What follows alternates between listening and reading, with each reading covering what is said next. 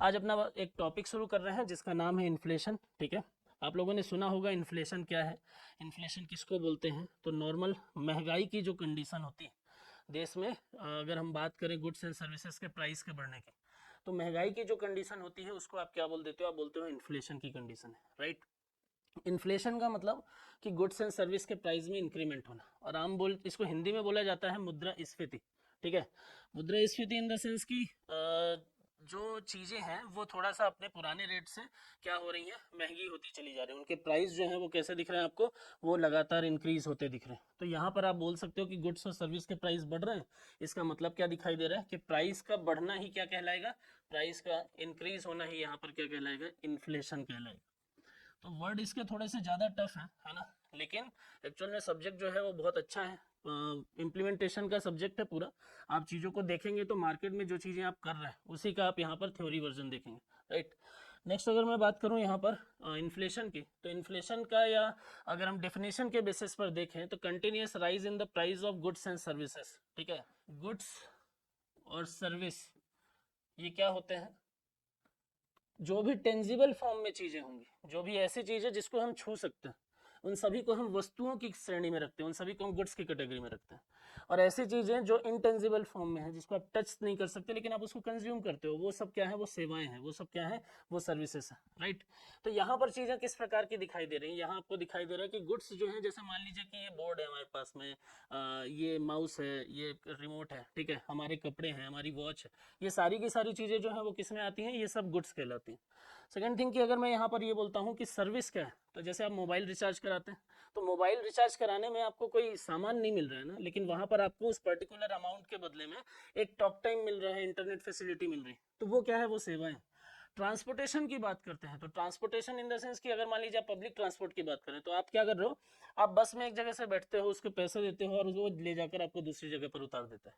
तो उस particular amount के बदले आपको कोई सामान नहीं मिला, क्या मिला है आपको, आपको मिला है एक सर्विस जो ट्रांसपोर्टेशन के फॉर्म में, राइट। तो ऐसी चीजें जिसको आप यूज कर रहे हो लेकिन टच कर पा रहे हो, वो क्या है, वो गुड्स है, और जो इनटेंजिबल फॉर्म में है वो सब क्या है, सर्विस में आते हैं। अब यदि इनके प्राइस में क्या हो जाए, इंक्रीमेंट हो जाए, तो यहाँ पर वही तो बोल रहा है कि it refers the continuous rise in the price of goods and services, है ना। तो गुड्स और सर्विस के प्राइस में यदि इंक्रीमेंट हो जाएगा तो वहां पर हम क्या बोल देंगे कि इसमें इन्फ्लेशन आ गया है। तो सीधा सा मतलब क्या है, प्राइस में इंक्रीमेंट की जो सिचुएशन है उसी को आप क्या बोलते हैं, इन्फ्लेशन बोलते हैं। और हिंदी में इसी को आप जानते हैं किस नाम से, आप इसको जानते हैं मुद्रास्फीति के नाम से। क्लियर। तो यहाँ पर कैसी चीजें समझ में आ रही है कि आपको एक बात ये क्लियर हो गई है कि सर इन्फ्लेशन जो है वो क्या होता है, इन्फ्लेशन जो है वो, मुद्रास्फीति जो है वो क्या है, वो गुड्स एंड सर्विस के प्राइस में इंक्रीमेंट की कंडीशन को रिप्रेजेंट करता है। ठीक है, अब अगर किसी कंट्री में अगर इन्फ्लेशन आ रहा है तो इन्फ्लेशन से सबसे पहला इम्पैक्ट कहाँ पर पड़ेगा, तो क्योंकि हम यहाँ पर पढ़ क्या रहे हैं, हम मनी के बारे में पढ़ रहे हैं ना, तो वहीं पे मैं आपको इम्पैक्ट दिखाता हूँ कि जैसे जैसे यहाँ आपको ये समझ में आ गया कि इनका प्राइस जो है वो क्या हो गया, बढ़ गया, गुड्स एंड सर्विस के प्राइस जो है वो बढ़ गए ना। एक टर्म यूज करता हूं मैं, परचेजिंग पावर। ठीक है, एक टर्म यूज कर रहा हूं मैं, परचेजिंग पावर, हिंदी में इसको बोलते हैं क्रय शक्ति। क्रय शक्ति क्या होती है, ये परचेजिंग पावर क्या होती है, परचेजिंग पावर का मतलब होता है कि आपके पास में जो भी अमाउंट है, उस अमाउंट से आप कितनी चीजों को, कितने गुड्स या सर्विस को आप परचेज कर पाते हो, राइट। तो यहाँ पर चीजें क्या दिखाई दे रही है कि किसी भी अमाउंट से जो खरीदने की क्षमता है, जो परचेजिंग की क्षमता है, उसी को परचेजिंग पावर बोला जाता है। तो फॉर एग्जाम्पल कि जैसे मान लीजिए कि हम मार्केट में गए और 100 रुपीज में हम 2 किलो कोई भी सब्जी जो है, कोई भी वेजिटेबल जो है वो लेकर आ रहे हैं। अब उसके प्राइस जो थे वो 50 रुपए थे। अब अगर मान लीजिए कि उसके प्राइस में इंक्रीमेंट हो गया, वो 2 किलो की जगह वो 1 किलो मिल रही है, तो यहाँ पर क्या दिखाई दे रहा है कि आपके पास अमाउंट सेम है, आपके पास चीजें सब सेम है, लेकिन जो प्रोडक्ट आप खरीद रहे हो उसमें कभी वो ज्यादा मिल रहा है, कभी वो कम मिल रहा है।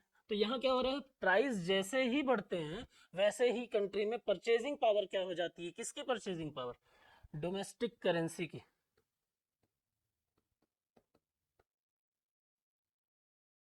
किसकी परचेजिंग पावर, डोमेस्टिक करेंसी की। तो आपको इतनी बात आइडिया लग गया है कि अगर मान लीजिए कि परचेजिंग पावर जो है वो डाउन हो रही है, क्या डाउन हो रही है, डोमेस्टिक करेंसी की परचेजिंग पावर। क्यों, क्योंकि गुड्स एंड सर्विसेज के प्राइस जो है वो इंक्रीज हो गए। अब यहाँ पर अगर मैं आपको बोलूं कि परचेजिंग पावर डाउन होते होते होते होते कहाँ तक चली जाए, वो चली जाए अगर जीरो तक। जीरो तक जाने का मतलब ये होता है जीरो तक जाने का मतलब ये होता है कि अब उस अमाउंट से आप किसी भी तरीके से कोई भी प्रोडक्ट को परचेज नहीं कर पाओ, है ना। जैसे मान लीजिए कि अभी 1 रुपए हमारा जो सबसे लोअर करेंसी है, लोअर डोमेस्टिक करेंसी है, वो कितना है, वो 1 रुपए है। तो यहाँ पर अगर मैं बोलता हूँ कि इन्फ्लेशन बढ़ा और गुड्स के प्राइस बढ़ गए, और मान लीजिए कि सिचुएशन ये बन जाए कि अब जो टॉफी वगैरह मिलती हैं वो 1 रुपए की जो एक मिलती हैं, अब वो 2 रुपए की एक मिलने लगे, तो चीजें किस प्रकार की दिखेंगी कि आपका जो 1 रुपए का अमाउंट है ना, उसकी परचेजिंग पावर क्या हो जाएगी, डाउन हो जाएगी, और डाउन होकर वो कहाँ पहुंच जाएगी, जीरो पर। बात समझ में आ रही है।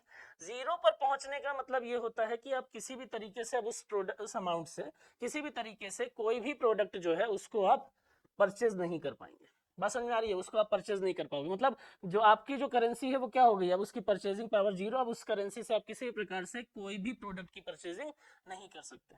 और जब मान लीजिए किसी भी कंट्री की डोमेस्टिक करेंसी की परचेजिंग पावर जीरो पे चली जाती है, तो वहां पर क्या बोल दिया जाता है कि उस कंट्री की जो सेंट्रल बैंक होती है, जैसे हम इंडिया की बात करें तो इंडिया की सेंट्रल बैंक कौन है, इंडिया की अगर बात करें तो इंडिया की सेंट्रल बैंक जो है वो है आरबीआई। तो उस कंट्री की जो सेंट्रल बैंक होती है वो क्या करती है, ऐसी करेंसी जिसकी परचेजिंग पावर जीरो हो गई है वो उसको सर्कुलेशन से बाहर कर देती है, तो फिर 1 रुपए जो है वो मार्केट से बाहर हो जाएगा। फिर सबसे लोएस्ट करेंसी जो है वो कौन सी हो जाएगी, वो हो जाएगी आपकी 2 रुपए। तो यहाँ तक अगर मैं बात करूँ तो यहाँ आपको ये समझ में आता है कि जैसे मान लीजिए कि परचेजिंग पावर डाउन हुई तो ये करेंसी जो है वो क्या हो गया, वो जीरो पे पहुंचा। अब जीरो पे पहुंचा तो फिर वहां सर्कुलेशन से बाहर। हमारे यहाँ पर पहले 10 पैसा भी चलता था, 20 पैसा भी चलता था, 25 भी चलते थे, 50 भी चलता था, आज वो नहीं चल रहा है ना। क्यों, क्योंकि एक टाइम था कि उनकी परचेजिंग पावर क्या हो गई, जीरो, मतलब अब उनसे कोई भी ऐसा प्रोडक्ट नहीं है जो उस करेंसी से आप परचेस कर सकते थे, तो इसलिए उसको आरबीआई ने क्या कर दिया, सर्कुलेशन से बाहर कर दिया। बात समझ में आ रही है। तो यहाँ पर यही चीज है, याद रखिएगा, ठीक है, कि अगर वो करेंसी जीरो हो जाती है तो उसको सर्कुलेशन से बाहर कर देंगे। अब अगर हम और प्रभाव की बात करें तो यहाँ पर मैंने मेंशन किया है, आप देख सकते हैं कि अगर इन्फ्लेशन आएगा तो कंट्री पर क्या इंपैक्ट पड़ेगा। इन्फ्लेशन आएगा तो पहली चीज तो आपको ये समझ में आएगी कि सर जो परचेजिंग पावर होगी वो क्या हो जाएगी, वो डाउन हो जाएगी, है ना। किसकी परचेजिंग पावर, तो आपको ये समझ में आ गया, डोमेस्टिक करेंसी, हम इंडिया की बात कर रहे हैं तो इंडिया का जो रुपया है उसकी जो खरीदने की क्षमता होगी वो क्या हो जाएगी, वो धीरे धीरे डिक्रीज होती रहेगी। बात समझ में आ रही है। नेक्स्ट अगर हम बात करें तो यहाँ पर आपका जो सेविंग होगा वो धीरे धीरे डाउन हो जाएगा। क्यों, क्योंकि फॉर एग्जाम्पल कि जैसे मान लीजिए कि एक व्यक्ति, अब ये व्यक्ति क्या करता है, ये अर्निंग करता है, कितनी इसकी सैलरी जो है वो कितनी है, मान लेते हैं 1 लाख रुपए। अब इस 1 लाख रुपए में वो क्या कर रहे हैं,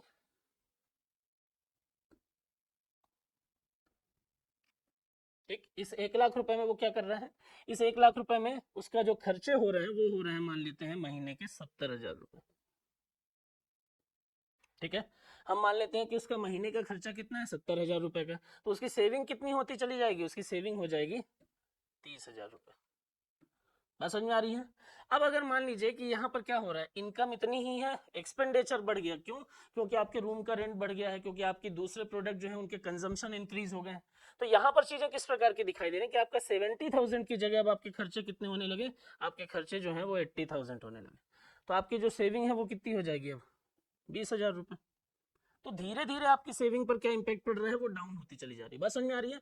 तो इंपैक्ट के फॉर्म में जब आप देखोगे, जब आप इन्फ्लेशन की इंपैक्ट को देखोगे, तो सबसे पहले तो आपको नजर आएगा कि परचेजिंग पावर डिक्रीमेंट हो रहा है, और उसके बाद आपको नजर आएगा कि जो सेविंग होगी वो सेविंग भी कैसी हो जाएगी, उसमें डिक्रीमेंट देखने को मिलने लगेगा। अब तीसरा पॉइंट मैंने लिखा है कि यहाँ जो आपका एक्सपेंडिचर होगा, यहाँ पर जो आपका खर्च होगा, वो खर्च क्या हो जाएगा, वो बढ़ जाएगा। बात समझ में आ रही है। पहले मान लीजिए कि पहले आपका महीने का खर्चा जो था वो कितना था, 15,000 रुपए था, है ना।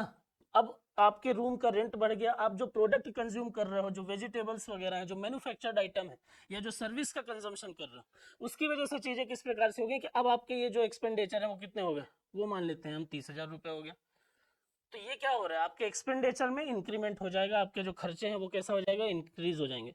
यहाँ पर लिखा हुआ है बैंक रेट ना, बैंक इंटरेस्ट रेट जो है वो इंक्रीज हो जाएंगे। क्यों इंक्रीज हो जाएंगे, तो आपने सुना होगा कि जैसे ही मार्केट में इन्फ्लेशन की सिचुएशन आती, जैसे ही मार्केट में इस तरीके की स्थिति बनती है कि वहां पर इन्फ्लेशन आया है, तो आप लगातार सुनते हैं कि आरबीआई जो है, जैसे अभी अभी आपने देखा होगा आरबीआई ने अपने रेपो रेट में 30 बेसिस पॉइंट इंक्रीज कर दिया, है ना। आपने क्या देखा कि आरबीआई ने अपने 30 बेसिस पॉइंट के रेपो रेट में इंक्रीज कर दिया। तो इसका मतलब क्या है कि इन्फ्लेशन जैसे ही आएगा तो आरबीआई चाहेगी कि मार्केट में कम पैसा जाए, है ना, और वो जब कम पैसा जाएगा और वो अपने रेट को बढ़ाएगी, तो यहाँ पर चीजें इस प्रकार से चलती है ना कि जैसे मान लीजिए कि हमको फंड की रिक्वायरमेंट है, तो हम क्या करते हैं, हम जाते हैं बैंक के पास में, ठीक है, और अगर